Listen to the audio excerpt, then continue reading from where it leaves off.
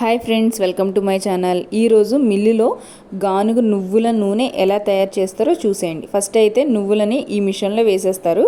వేసాక పిప్పులాగా వస్తుంది. ఒక 4 టైమ్స్ అయితే అట్లా వచ్చిందని మళ్ళీ వేసి 5th టైంకి తీస్తారనమాట.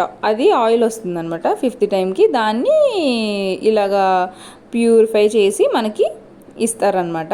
కానీ మనకి బయట అయితే ఇంత ప్యూర్ ఆయిల్ అయితే దొరకదు, కల్తీయే ఉంటుంది. ఎందుకంటే నేనే యూస్ చేశాను. నాకు బేబీ పుట్టాక గానుగ నూనె వాడతారు కదా, అసలు అదైతే ఎంత కల్తీ అంటే అసలు క్లియర్గా చూసాం మేము. ఇంకా మా చుట్టాల్లో మా బావగారు చెప్పాక మేము ఇంక ఇలా ఆడించుకున్నాం అనమాట. కలిపి ఒక 10 కేజెస్ 2 కేజెస్ చెప్పిన అలా మా అక్క, మేము, మా మామయ్య గారు, మా బావ అలా అందరం కలిపి తీసుకున్నాం అనమాట.